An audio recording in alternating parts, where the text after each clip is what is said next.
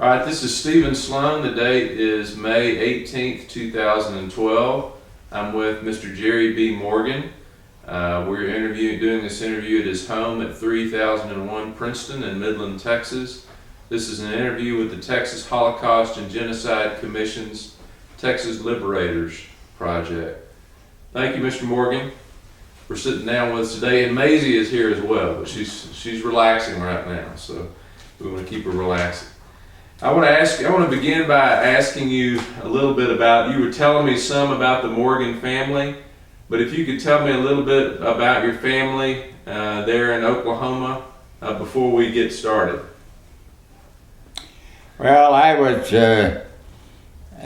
graduated from Enid High School, had a bunch of wonderful classmates, and I aspired. My dad told me to get a job, but go to college, whatever you did. He said the two blooming fields were entertainment, restaurants, and accounting. So I decided that I would be an accountant. Well, during my senior year, at Christmas time, my father was killed in an auto accident. We went on, finished high school, and worked at Liberators. Maisie, no, come here. I went to work at Pillsbury Flour Mill in the summertime, and it was there that my future father-in-law suggested that I might earn some money by joining the National Guard. And so I became a private in the National Guard in an artillery regiment in headquarters battery. Well, I went to Oklahoma University after I graduated from high school. Mother went with us down there, rented a large home and set up a dormitory for students. That year was a good one, successful. But in the next summer I went back to Oklahoma, back to Enid to work, and then on her way back one night, she and the lady that helped her in her housekeeping ran into the back of a wagon, horse-drawn, in the middle of the night, and then she was killed. Well, I was determined, since my dad was so insistent on my getting an education, I was so determined that I went back to school for the next year. But during that summer, I went to camp. We went from from Abilene to Louisiana for summer maneuvers. And those were serious maneuvers in preparation of what was to be induction into the Army. On the way back home, we were told that we were going to let these guys out that didn't want to go, but the rest of us would be inducted in November. So we went into the service on November the 4th, 1940. And our first home was at Fort Sill, Oklahoma. And because we were in the artillery, that was the home of the artillery training. And at Oklahoma University, I had had 2 years of military training as a reserve officer. Well, a part of what my learning was during that camp was operating a fire direction center. In other words, we were preparing the data and the means to shoot the guns at a target. And it worked pretty well. We had some good training. Mm-hmm. So then we went into Camp Barkley. From there, Camp Barkley was built as a new camp at Abilene, Texas. I was sent with an advance party to Abilene to locate housing and everything for the unit. So when we got down there, it was being filled with recruits and new enlistments.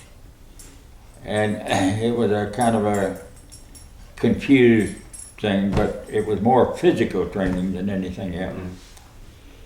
But while we were there, because of the war in Africa,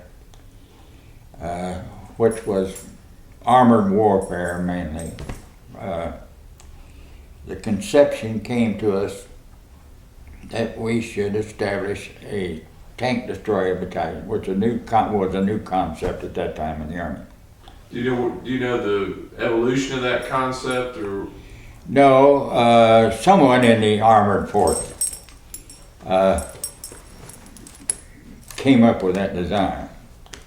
Well, our first vehicles were half-tracks with a 75-millimeter gun mounted on them, and that became a tank destroyer. During the maneuvers that previous summer, we had practiced with that. We put a log on a pickup, and that became our gun. And we would fight with that. But the concept was there even during maneuver during that previous year. And this was in a response to frustrations they were having in the field. Yes. In the field of combat. Yes. Yeah. So we trained at Camp Barclay, more physical training than anything else, getting us physically in shape to be soldiers. And then came word to move, and we moved to to Port Devens in Massachusetts. And Port Devens was an established fort, and the maneuver area in that part of the country was not all that good, but we did get into some tactical training up there. Mm-hmm. And then in that first winter, we were moved to Pine Camp, New York, where we received a shipment of M10s. That was our first shipment. Okay. But the temperature only happened to get down to 40 degrees below zero. And the tracks on those M10s froze to the bed of the railroad car. And we had difficulty getting them unloaded. But that was our introduction to the M10. Mm-hmm. What did you think of the M10? Well, obviously we knew nothing about it because we'd never experienced it before. But we were happy to have it because it looked as if it was going to be something that we could use and handle. But being an artilleryman and being foot soldiers and artillerymen, we knew very little about the mechanics of the gun. So we had been there during the winter, and just a little bit before Christmas time, there were several of us that were sent to Camp Hood. Camp Hood was the beginning of the training for the tank destroyers. While we were there, we got a good bit of tactical training of how to use and how to combat with that particular vehicle.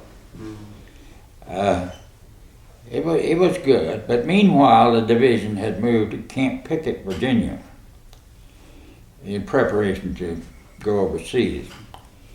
So I went from there, from Camp Hood to Fort Pickett, Virginia, and we were doing training there with our M10s, and our purpose there was to learn how to load it on an LST.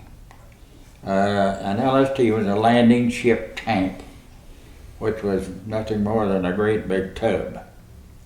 It would hold about almost a company of tank destroyers, or 12 vehicles on its main deck.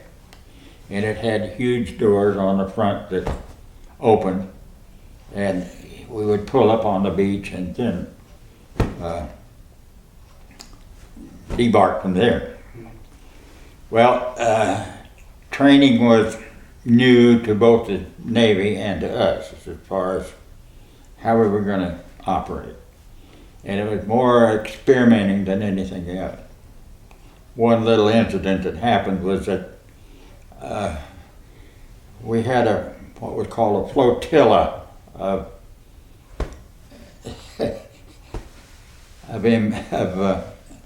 the ships, and they were in command of a commodore. I don't know what a commodore's responsibility was, but he was the fleet commander. Mm-hmm. And we went out from Martha's Vineyard. We went out to an island to practice landing, and the command came over the loudspeaker. Now hear this. He said there will be a sound, a horn sound, and the gates will open on the front, and I want these vehicles off of here immediately. So we approached the island, and the ship hit the sand, and the horn sounded, and the doors opened, and my first tank went off. But all it was showing after he departed from the ship was a machine gun above the water. We had hit a small reef. That was the beginning of our training. But then we did more than that. And the good part of it was that a couple of years later in Europe, I got a letter from the quartermaster, from Ordnance, telling me that I owed $80,000 for that tank. I took the letter to my commanding officer and I said, "Sir, what am I to do with this? I don't have the money and don't have the means." And he said, "Well, let me take care of it," and he tore it in small bits. That's the last we heard from him. But anyway, from there we went up to Massachusetts and did some more amphibious training. And we went back to Camp Pickett and departed from there. We went aboard the vehicles were transported on LSTs, but our troops were on a cargo ship. Well, actually a luxury Swedish liner, which had been converted for Army use. And we landed at Mers el Kabir, Africa. And we got a little bit of training there. But then from there we went to, I've forgotten the name of the port where we were part of, but from there we went to Italy, Salerno. Yeah. Well, I was still a staff officer at that time, but one of the things that impressed me about war was that our ship landed and our tanks went off, and I was still aboard up on deck. And an 88 millimeter round went into the bow of a ship that was within 20 yards of us on our right. It blew a hole big enough to drive a car through. That was my introduction to the war. On that LST was an L-1 aircraft, small Cub aircraft for observation method. It wasn't harmed, but it sure did destroy that ship. Anyway, from there we went on north to various places, Benevento, Caserta. We got to the Volturno River, where everything quieted down for the Montecasino. Mhm. We were stagnated there. And they withdrew us back to Naples to load to go to Angio. And that was a new experience. We got aboard, got ashore safely, no problems whatsoever. And then our Corps commander decided that we were going to hold the land that we had acquired. Well, Angio was surrounded by mountains on the north and to the northeast. And it gave the Germans time to set up a defense against it. So we sat there for until May, being shot at and returned from shooting. I spent 515 days in combat. And the worst I ever got hurt was on Angio. I had become a company commander by that time, and I had driven one of my tanks through the backside or the shore side of a two-story building, a farmhouse. Put him inside the building to where he could shoot out the window during the day if needed, and could come out and maneuver at nighttime. So we had an aircraft that came over almost at an appointed time every night, and he would drop what was called butterfly bombs. It was a case that contained small parachute-equipped bombs that would detonate as they hit the ground. And it was an anti-personnel thing. Well, I could hear the aircraft coming, and I knew I better get into cover. Well, it was nighttime and dark, and I ran for the front door to go into the building. And someone had left a gasoline can on the steps, and I hit it with a machine. But that was the worst that I was ever hurt during the war. Yeah. But anyway, that had nothing to do with the story. Well, I'd like to go back and ask a couple questions if I could. I'd like to go back. You talked about your decision to enlist in November 1940, or to not get out. You were already part of the National Guard, Oklahoma. Yeah, I couldn't get out. You couldn't get out. I was committed. Yeah, you were committed. Okay. I'd like to ask about your physical training at Camp Barkley. What sorts of things were you doing at Camp Barkley? Well, let's go back. At Camp Barkley. It was physical exercise session, and then there were some mesas around Abilene that we would put on our full field equipment and hike to those. And a 25-mile hike was not unusual, to climb to the top of those mesas and back. And we did that with frequency. And believe me, it puts you in shape. Yeah. Some of that equipment would weigh, as I remember, would weigh up to around 50, 60 pounds.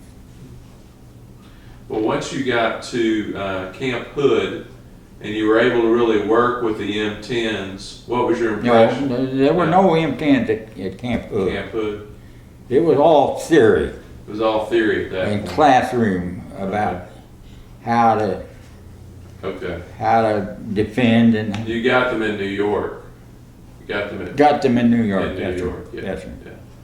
Well, once you were able to get the M10s, can you tell me a little bit about, you talked about tactical maneuvers you were practicing. What were some of the things you were working on? Well, we were learning the equipment, how to drive the thing in the first place. It was operated by handle. Sticks, I should say. If you wanted to turn left, you pulled the left stick, it stopped that track on that side, and this track brought you around. The top speed on it was about 30, 35 miles an hour. And believe me, when you were going that speed, you were flying in that hunk of iron. We had there was a 50 caliber machine gun that was mounted on a turret. We had to learn how to use that. The 50 caliber was new to us at that time. It had a crew of 4, a driver, assistant driver, and 2 gunners.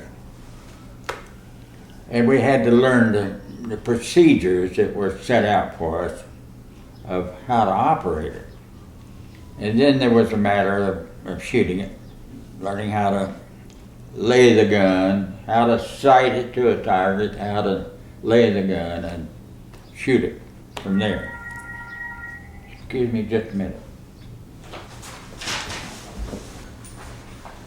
We were talking about the operation of an M10, where you were getting trained on using the M10 tactical maneuvers with it. So. Okay, it was, of course we were limited in space as to what we could do as far as deployment of a whole battalion.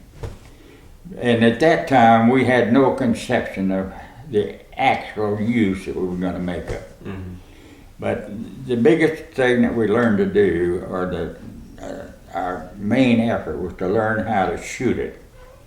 We had 2 rounds. One was a solid slug, and the other one was a high explosive. And those rounds were entirely different in their manner of reaching the target. The trajectory was different, the effect was different. One had a fuse on it that you could set and cause it to explode above ground, or have it hit the ground and then explode. So these were little things that we had to learn. Mm-hmm. Well, I know a key feature of the M10 was how maneuverable and nimble it was. Yes, sir. Yeah. Yes. Yeah. It had a twin diesel motor. Those were, believe it or not, those were motors that were used in cotton gin, to run cotton gin. That's what they were designed for. The gun was a 3-inch naval gun. We learned all of the characteristics of it, but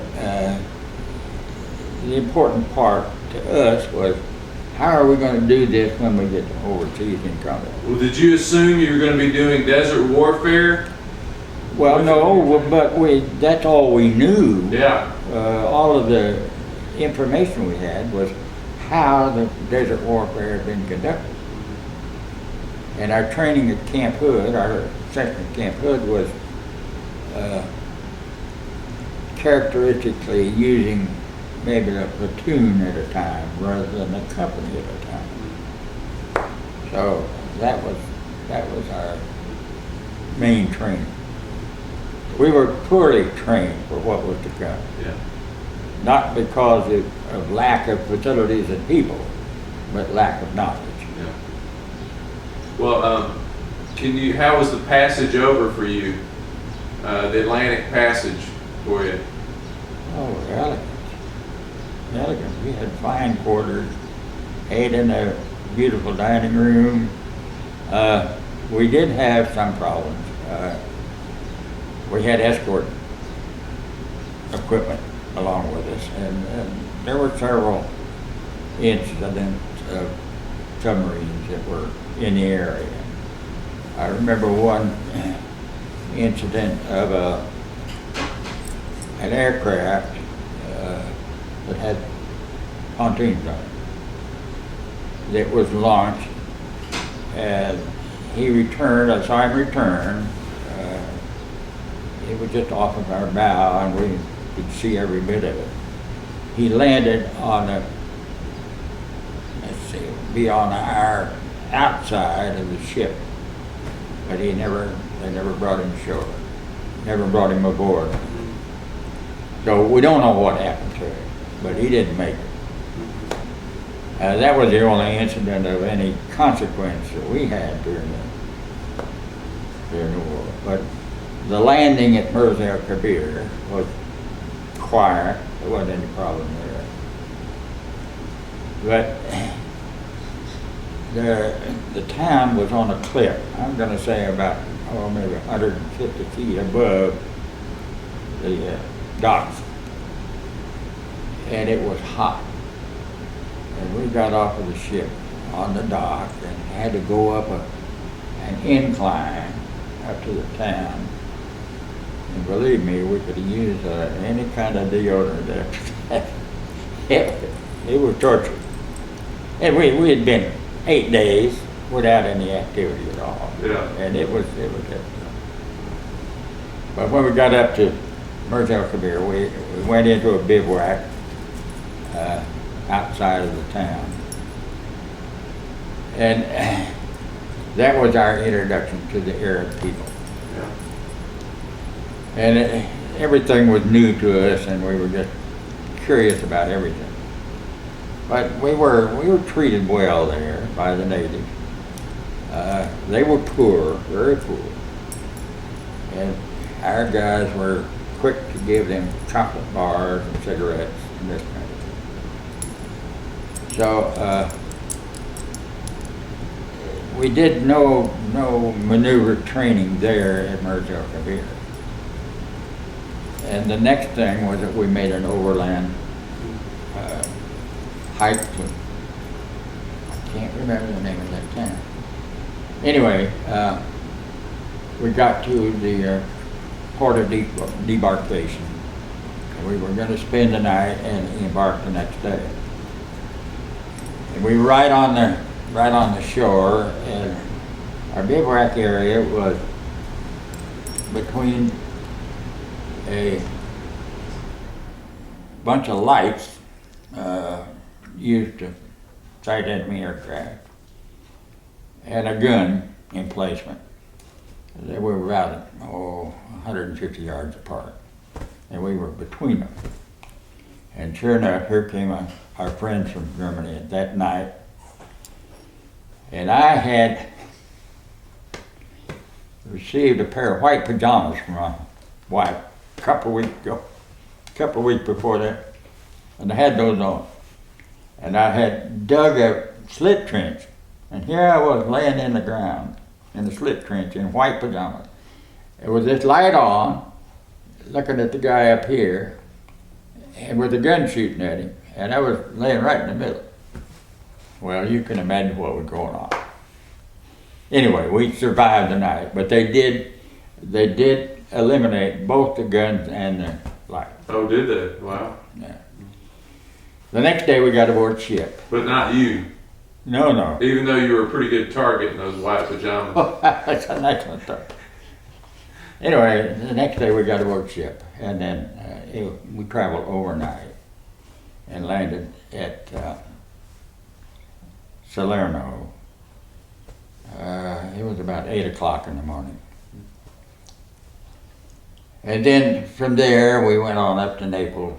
We bypassed Naples, went on north. We got to to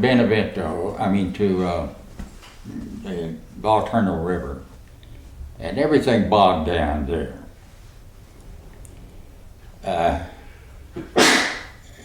It just kind of stabilized.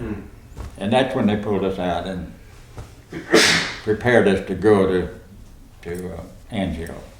Were you facing any resistance as you went up the peninsula there in Italy? Oh, you bet. Yeah. You bet. Yeah. And that's where we began to develop this method of operation, where we put a tank destroyer. The command came from division to battalion to company. And the regiment would have an objective to reach. And when that was reached, then we would await the next objective. Well, it got to be a day-to-day's work. We would fight all day, and if we accomplished our mission, we had to wait for orders for the next objective. And that began to develop into this combat team that we worked so well with in Europe. When we went to Angio, of course, that all changed up. We were on the defensive the whole time. one of the things that I remember well about Angio was that the artillery developed what they call time on target, which meant that every gun that could reach a target would be given an order to fire at a particular time. So when the time on target began, every gun that could reach that target would fire an interval for a distance, a prescribed distance. And if you've ever thought about what hell would look like, that's what it would look like. It just destroyed everything in the area. Well, because I was an artilleryman, and I had borrowed what's called an azimuth, an instrument to lay the gun for shooting fire indirectly, I could shoot on some of those targets. When we had our guns dug in, they were buried, just the gun was all that was showing above the ground. So that was our principal mission during the time we were on Angio. I see. Now, once you got into Italy, the tank destroyers, how are they working in relation with the tank battalions and the infantry? And well, that's what I say. We began to develop our combat team. I see. I would be assigned, as a company commander, I would be assigned to an infantry battalion. Mm-hmm. And I would take a platoon or 4 tanks and make them disposable to the company commander who was leading the offense. I see.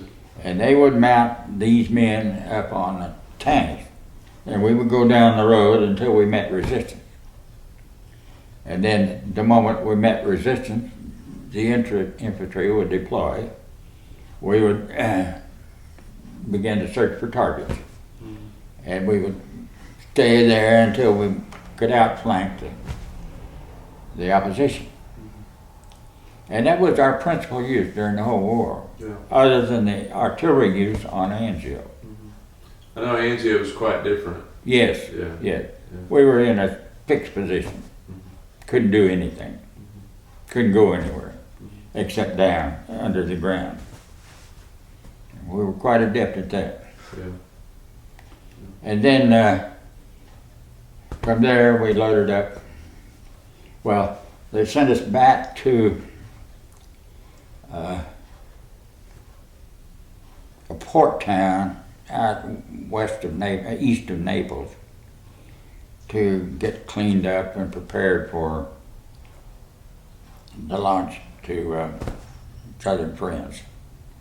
We were there about a week, getting new equipment, new clothes, and getting our guys in shape.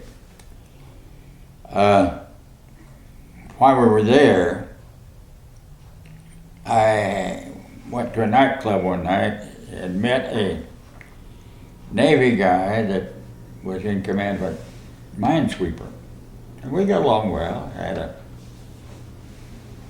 a few drinks together. And he invited come back here. He invited me to breakfast aboard his ship the next morning. And it was a delightful time. My company executive officer and I had breakfast with him. We got to the shore in southern France. We were on an LST, and who should cross our bow except this minesweeper? I hollered and hollered and hollered at him, but I couldn't get his attention. He was on the deck of his ship. Anyway, we went from there.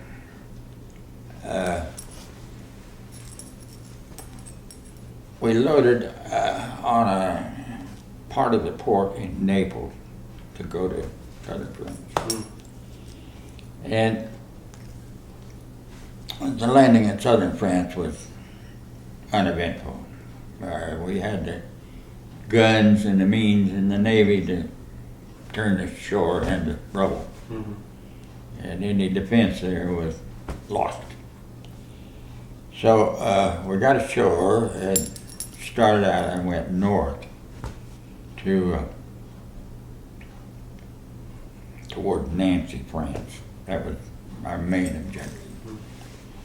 Well, we were all going on one main highway. I think it was the 179th Infantry that we were supporting. And about 20 kilometers to the west of us, the German army was in retreat, going the same direction we were. Well, we got to Mühlhausen, I believe was the name of the town. And the infantry commander said, "Captain Morgan, I wish you would take some tanks and go down this road as far as you can go." Well, that road took me through the Swiss Alps, and I went to the Swiss border. I had 4 tanks. We were hanging on the side of the Alps with those tanks in it. Every once in a while I would look to see if one of them had fallen over, but we got to this little town and we couldn't go any further. But you talk about a reception. We had a beautiful reception. They were happy to see the Oh, were they happy. So we got back, and then we went on a little farther, and we were given a mission to defend a bridge at a little community called Meximu, France. And it's written up in that book, but what they wanted us to do was to stop the Germans from coming into our flank. There was a bridge in the stream that ran through the town. And it was there that we defended quite well. Our whole company, it was the whole company, received a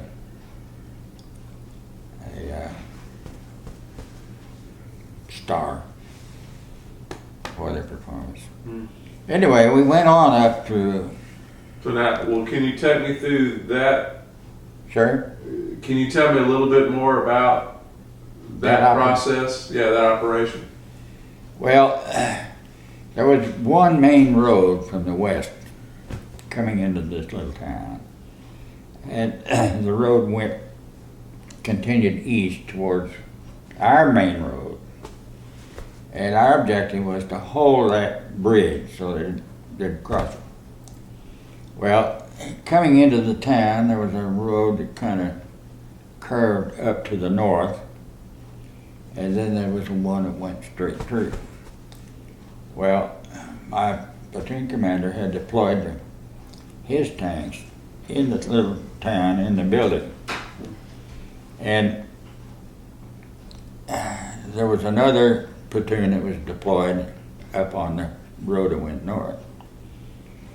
Well, I had a platoon that was in the north end of the town, some distance away from the population area. And what I was concerned with was defending a stretch of road that was coming in from the west.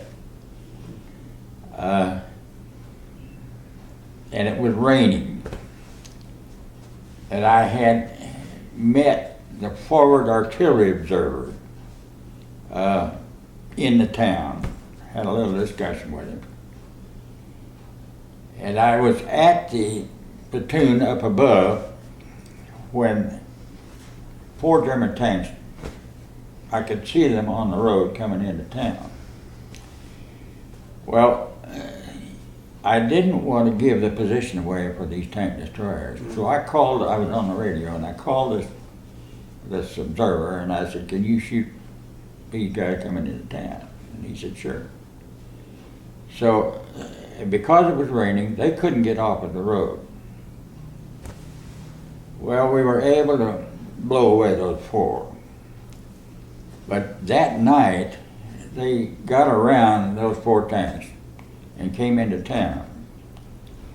And one of the tanks in the town was facing the east with his back end towards the approaching tanks.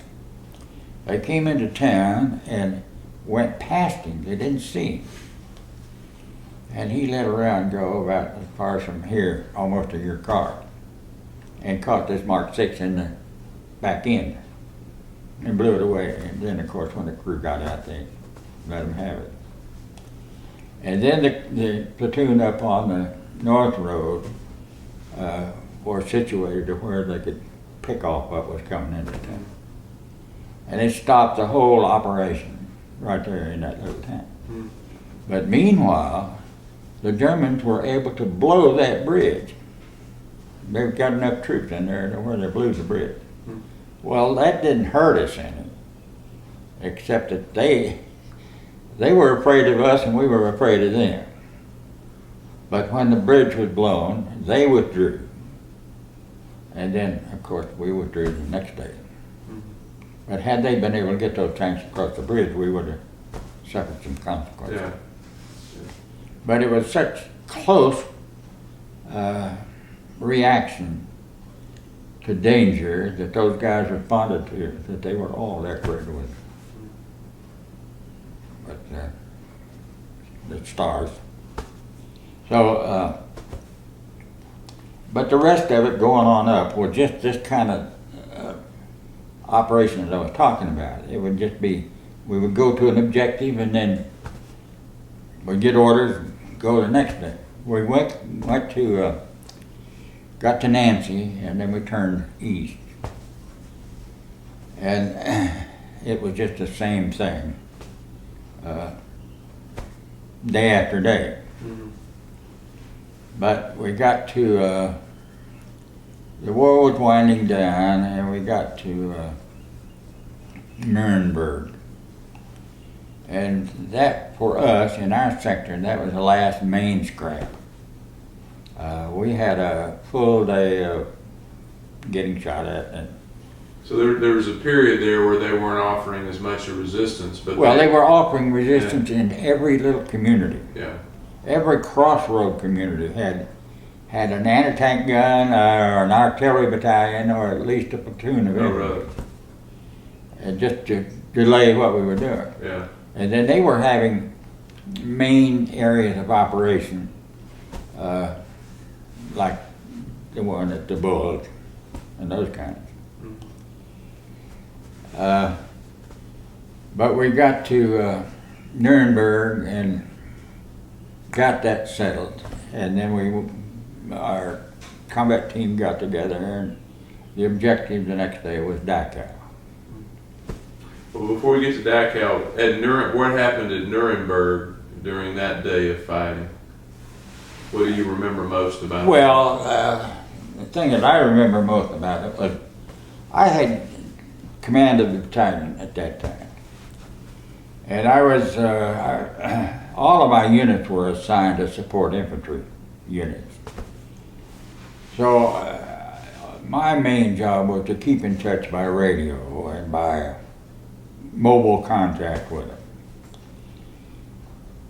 And I was, there was a artillery regiment, an army regiment, battalion, not a regiment,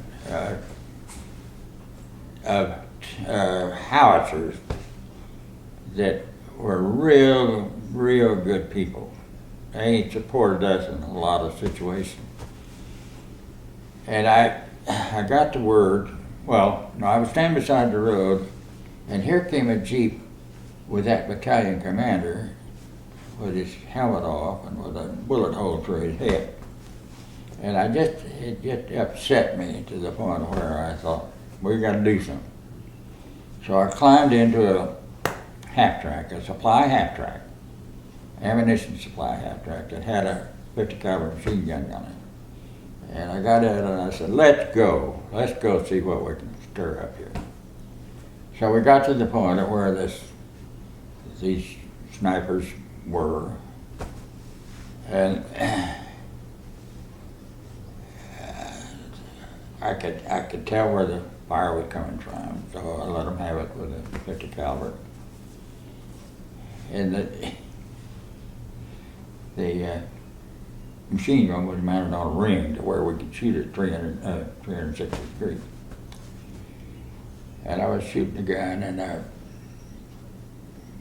stopped to reload, and a round hit on that ring right that close to my face. Right. That was another incident that I don't know how I escaped. But anyway, we cleaned that up and burned the building that they were in, the farm building, and went back and rejoined the outfit. Well, the next day I knew it was going to be different. We had heard all kinds of rumors about concentration camps, about how they treated people and what they did to them. One of the rumors that I remember was that they made lampshades out of human skin. Well, that sounded kind of far-fetched. But anyway, the next day we were good to go from Nuremberg to Dachau and come into Dachau from the northeast. And my approach unit was with the 158th Infantry. And I borrowed from my reconnaissance company, I borrowed an M8, got in it, and started south on that road. And I got to a main east-west road that would lead me into Dachau. The objective was a camp, but there was a little community called Dachau. So I kept thinking maybe we could get in to approach Dachau from the south. Our feeling was at this point that the German army was pretty much in disarray, and that they had decided that they were being beaten pretty badly. And we really didn't anticipate much opposition. So I wasn't too afraid of wandering off by myself. So we got into the city of Dachau, and it was a small town, but I noticed this one beautiful mansion there, about a 3-story building. And I thought, well, that's the Burgermeister's house. Anyway, there was a railroad. I went on past that a little bit, and there was a railroad that was headed northeast. And Dachau camp was just less than a half a mile from the town of Dachau. So I told the driver to get on the railroad track and let's see where it would take us. And it took us into Dachau.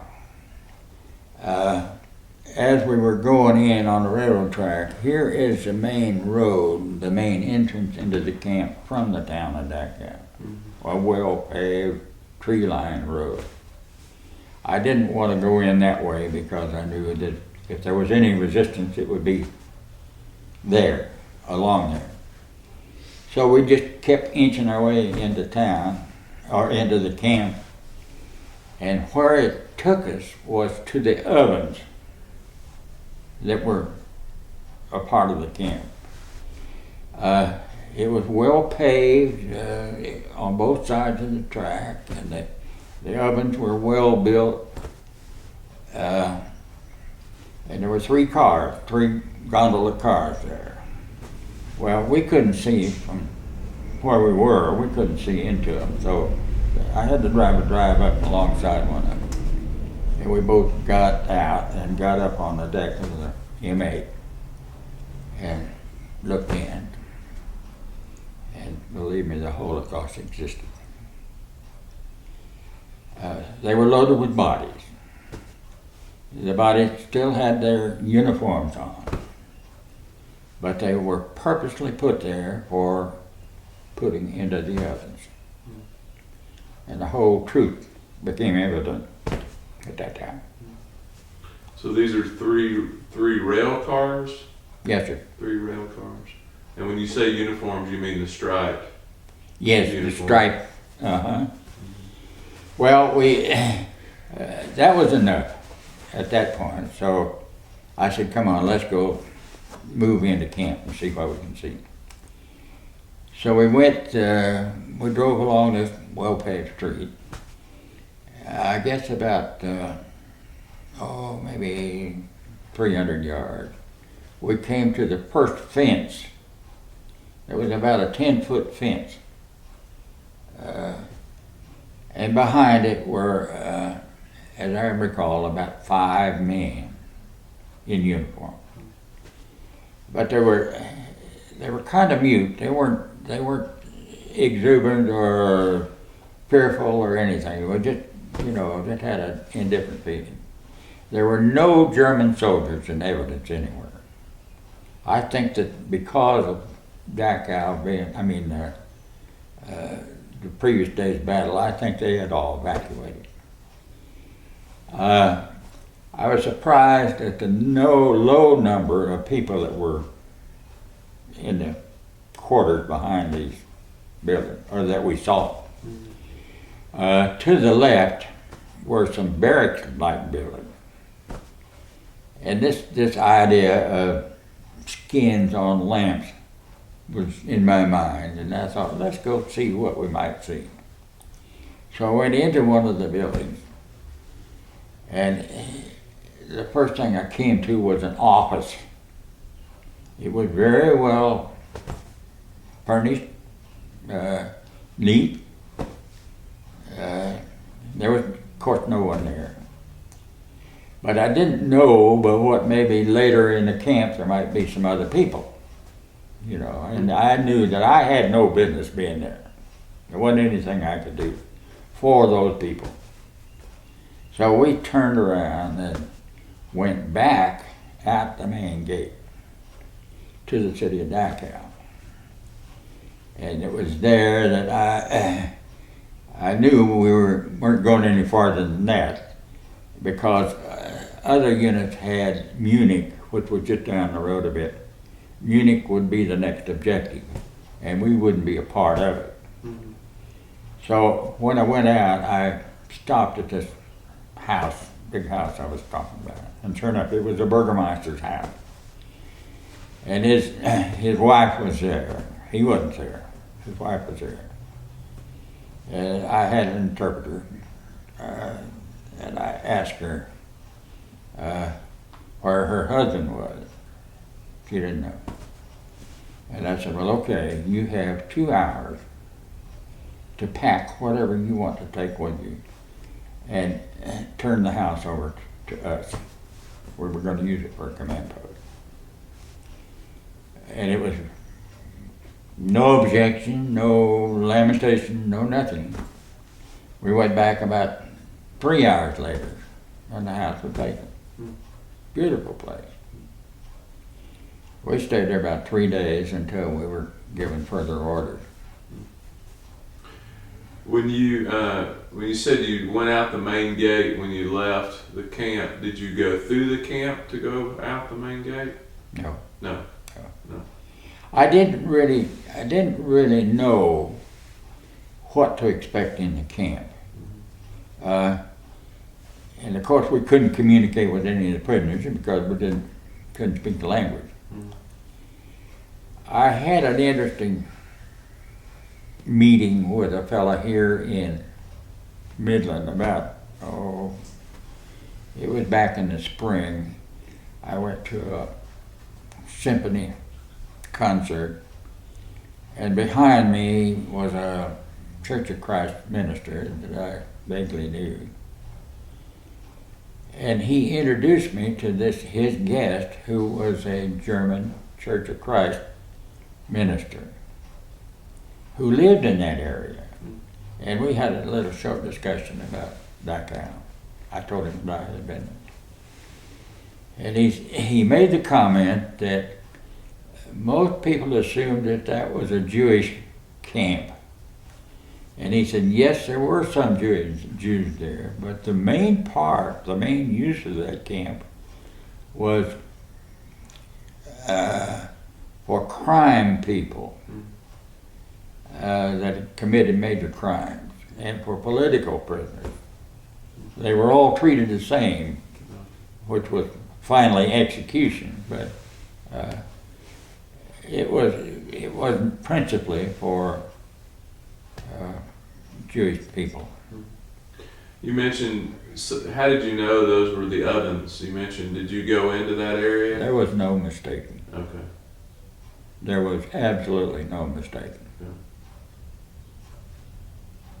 They were, I would say they were, the tops of them, it was round like this.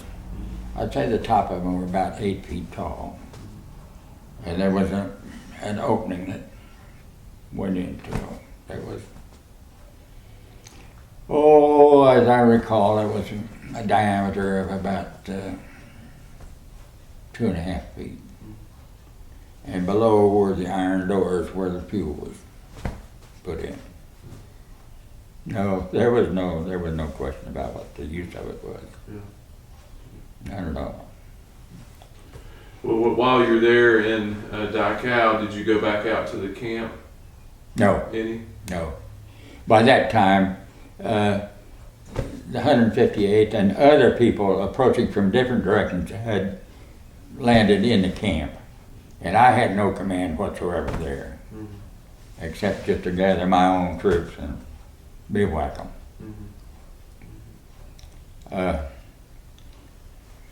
We did have an interesting incident later on. We went into Munich on this main road from Har, and we went past the railroad yards in Munich. And believe me, our bombers had destroyed those railroad yards. We went through the main part of the town, but there was not any other evidence of destruction. So they were pinpointing those railroad yards. I don't think Munich had anything of a defensive nature in its operation. And we went on down east to Berchtesgaden, toward Berchtesgaden, to a little town named Har, H-A-A-R. And that was our assigned bivouac area. Well, we went into it, and it looked like the closest thing I could compare it to would be a Kentucky pork farm. Beautiful, but it had one building that was about, I would say about 3 stories tall, and it was a studio for a sculptor. And this was where all of the propaganda sculptures were made. The house itself was one big room, and on one end, on the entrance end, there were about 3 bedrooms up above. Well, it also had a swimming pool to it. Well, some of our guys were turned the horses loose, and one of the guys rode across the swimming pool. It looked like it had been filled in with dirt. And one of the guys rode across that on his horse, and it sounded like it was hollow underneath. So a bunch of the soldiers got their shovels out and uncovered a Mercedes-Benz Roadster that had been put in that swimming pool covered up. And it was while we were there that they brought the commanding generals of the Southern German Army to surrender. I see. At that place. We received orders one day. I guess he was from the Corps, but he said, "Major, we're going to ask you to post 2 tanks at the entrance." And he said, "I want the rest of your men to stay out of sight. Carry their arms with them and conceal themselves, but do not make appearance, because there's going to be a meeting." We didn't know what the meeting was, but we later learned that it was a surrender of Southern Army. And you mentioned Major, we skipped your promotion. You got a promotion in April. Yeah, as I was telling you, my battalion commander was the son of Warren Austin, who was the UN representative. And he had become pretty well acquainted.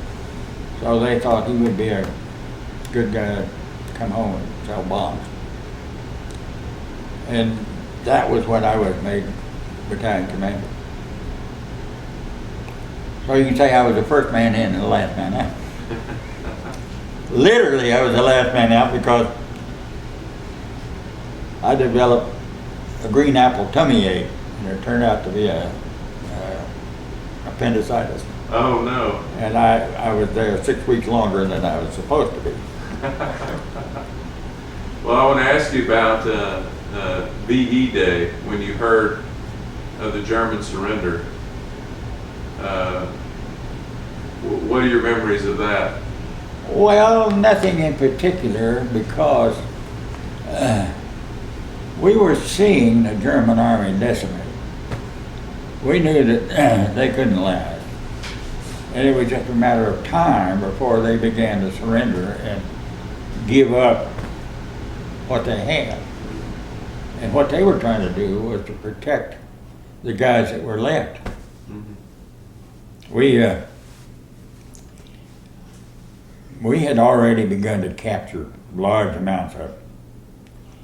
And while we were at Dachau, there was a prison camp, a German prison camp, that our guys had established just a little ways from Dachau. And they had them in an open field. And there were guards. They had some half-tracks with machine guns on them at the corners, and they had guards that were patrolling the perimeter. Well, one of my first sergeant of my A company that I had commanded went to that camp to see if he could find somebody that could cook. And he found a German that had lived in the Bronx. And they turned him loose. He talked him out of it, and they turned him loose, and he came to the house of that guy to cook for us. A real nice guy. Hmm.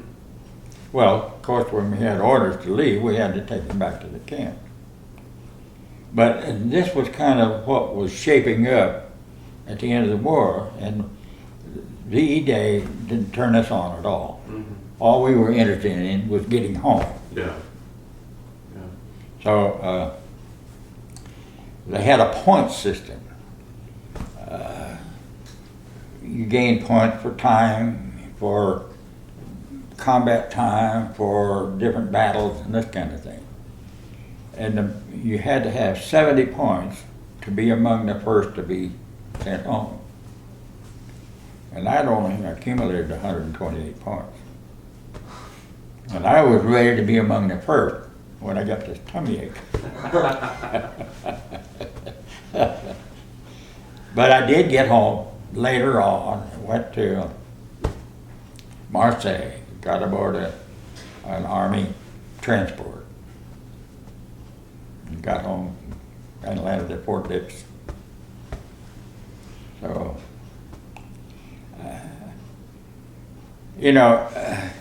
it's hard to describe what your reaction is to all that.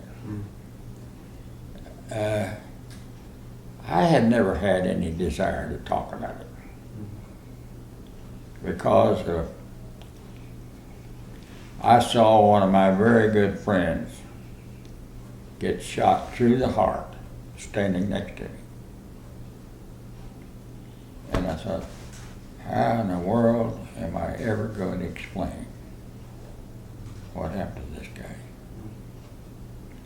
I was placing the blame on myself for him being there. I was a company commander, and he was a staff officer, come to see what was going on. Well,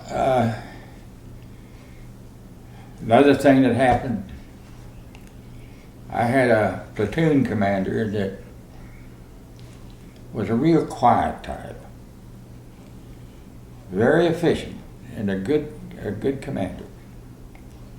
But we were, and I've forgotten where it was now, but we were in a pass, a kind of a cut in the side of the road. And we started getting mortar fire. And we all jumped in a shallow ditch to get out of the way. And it went on for some time. And when we got up, this guy came up to me and he said, "Captain, that's all. That's enough." And I said, "What do you mean?" He said, "Do whatever you will with me, but I can't handle this." Well, I could see what his problem was. He just gave up. He couldn't, and I called the medics and had him evacuated. I never knew what happened to him after that. But he literally had more than he could handle. Yeah. But on some level you understood what he meant. Yes, yes. So, you're reluctant, after you go through those kind of experiences, you're reluctant to even recall it, let alone talk about it. Yeah. But after this passage of time, you look back and say, well, okay, so we survived. Well, a lot of the liberators that we've talked to have had difficulty talking about them, but I think the statement that you made when you looked into that rail car and you said there was a Holocaust, it's important that that's recorded and it's important that that's remembered. And so that's one of the reasons why it's important for you to talk about it. Well, afterthought was, and this was evidence that the war was at an end. I began to think about, well, how long had those people been in there? They couldn't have been in there over 24 hours. Otherwise, they would have begun to spoil. They were still in their clothing. So our timing there was such that, oh my gosh, panic set in and they took off. And this was what they were doing at the time they took off.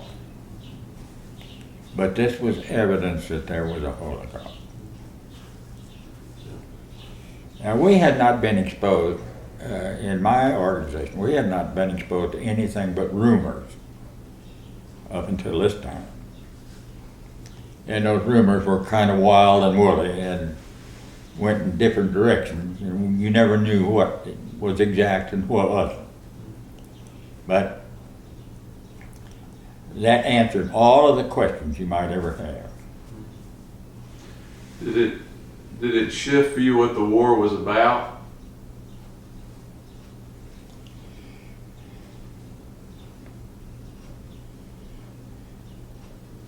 Oh, I don't think so. Or shift how you viewed the enemy? The indoctrination that we had when we went into service was, this is what Hitler has done. We can't let him do anymore. We've got to go over and stop him. And this was kind of the approach that our people took to being over there. And in the beginning, it was in the training days and in the beginning of approach, it was kind of like a lark, an adventure. But when I saw that round hit that LST next to me, I decided this was war for keeps. The next day, after the landing, I was supposed to have set up a command post for the battalion. Well, our troops were scattered in all directions. I mean, our tanks were gone. So I went to see if I could find some of the commanders. And one of the things that I saw that really brought the war home was here was an American tanker whose tank had burned. He got out and he made it to a tree. And he sat down at the tree and apparently pulled his helmet over his face.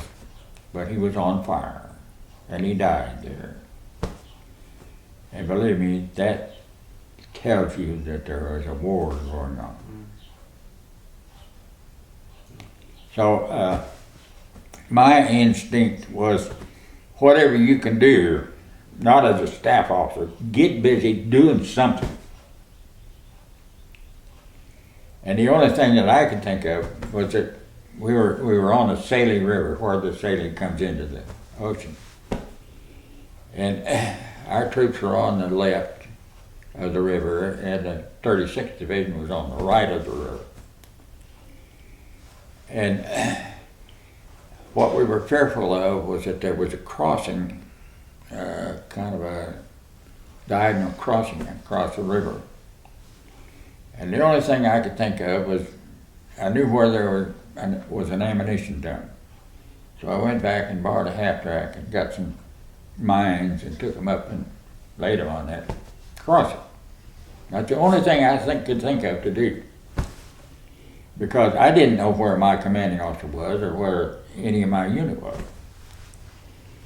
And I left there and went up the hill to a hilltop, and there was an artillery observer up there. And I said, what's your principal target? And he said, well, it's just target of opportunity. And I said, could you fire an interdiction on that crossing down there? Well, I don't know. That's pretty close. And I said, well, there is a possibility that the Germans will come across that thing, or try to get across it tonight. If you can register on that to where you can shoot at it if something happens, it sure would be good. Well, let's try it and see. He said, now the only problem is, I don't know whether that round will clear where we're standing. Want to take a chance? And I said, sure, let's go. So he fired a round down there and shot about 3 more rounds to adjust to the roadside, up and down. So I left there, and with the feeling that, by golly, they couldn't get across that river, that stream. So, you know, this was an introduction to what war was about. Mm-hmm. Well, you said it earlier that at some point you're fighting to get home. Yeah. Yeah. Yeah. Yeah. Well, after that period of time, we were all anxious to get home. So what was the reception like at Fort Dix when you got? I remember a sign above the cafeteria door. Take all you want, but eat all you take. Fresh milk, fresh lettuce, fresh carrots. Everything that we had to eat was prepared and dry. Mm-hmm.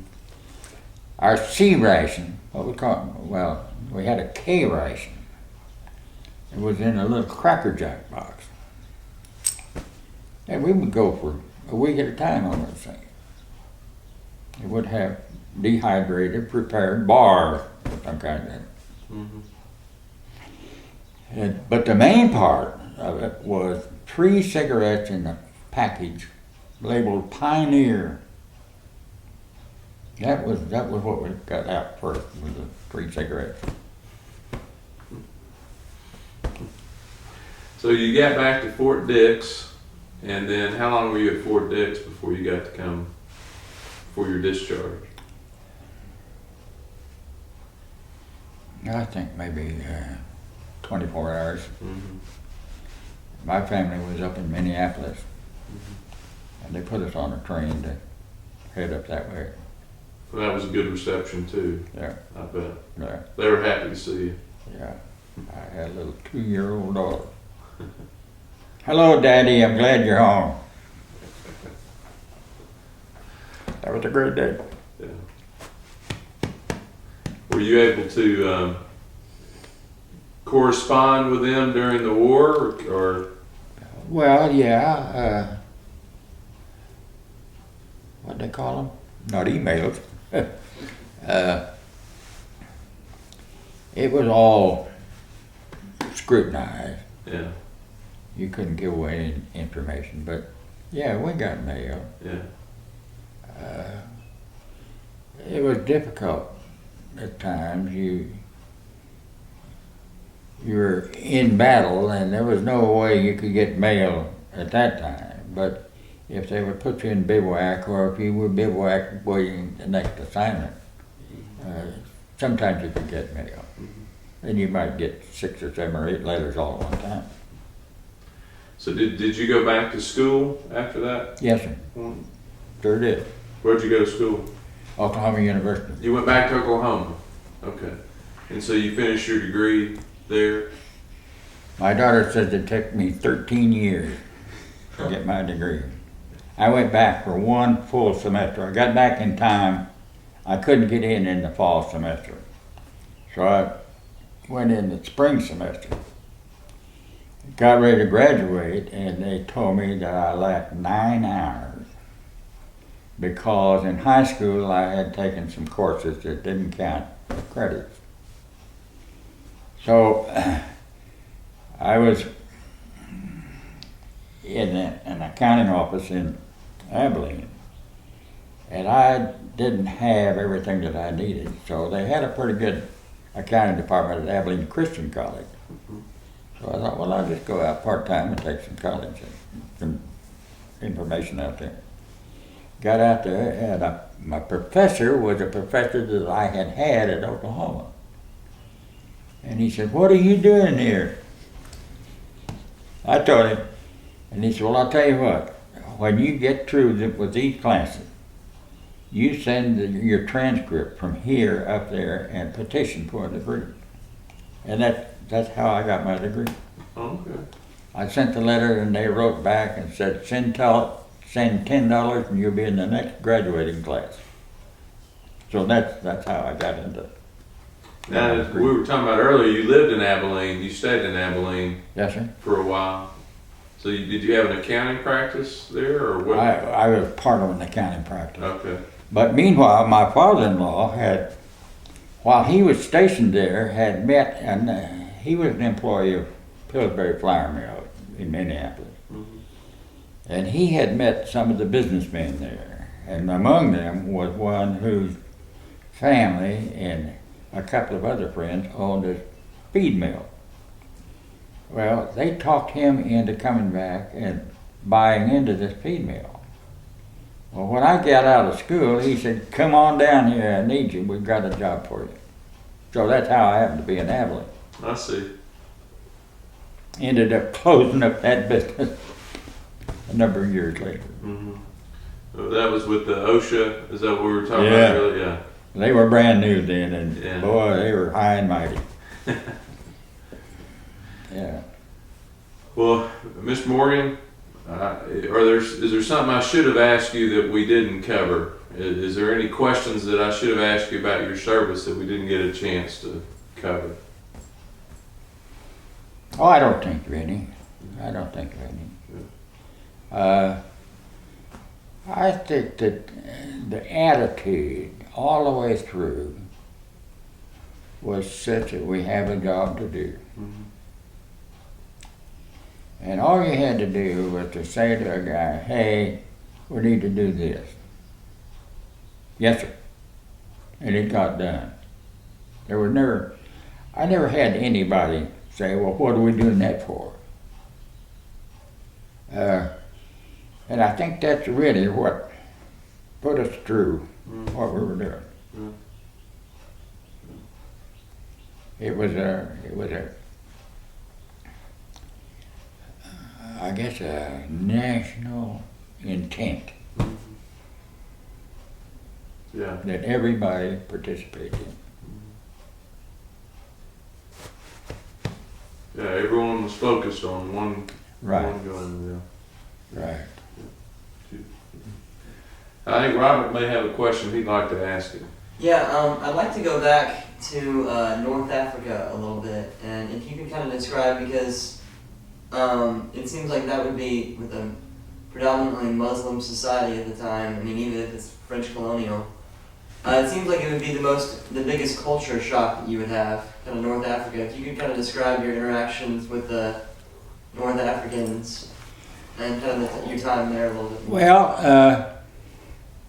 of course, you know, we were isolated pretty much, but on the way to Bizerti, that's where we were going.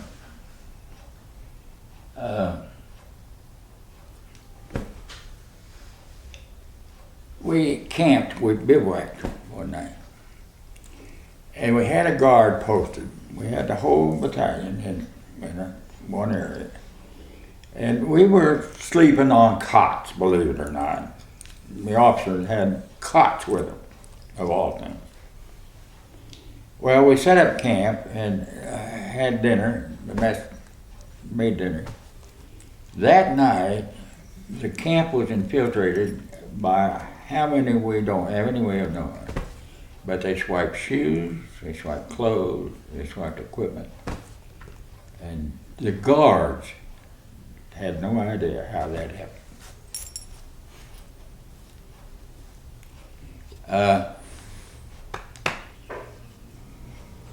We had very little contact with them, as a matter of fact. But that was the one experience that we had. But I do remember, while we were in that bivouac area, I remember a Arab lady walking down the road with a jar that had to be that high, sitting on a towel on the top of her head. And she was walking at a normal pace. And whether that was full of water or not, I don't know, but she was well practiced at what she was doing. But this was kind of the way they were living in that day. I think they're doing better today, but I did have one occasion to be, my company was attached to what they call a second DIM, which was an Arab battalion. And they told a story about those guys that at night they would go up to enemy lines and they would rub their hands over the helmets of the enemy. And if it was smooth, they cut their throat. If it was sandy, it was an American. Now that was the story that was told. But that's how stealthy those guys were. And they were unique in the whole theater of operation. They were moved around, but they participated. So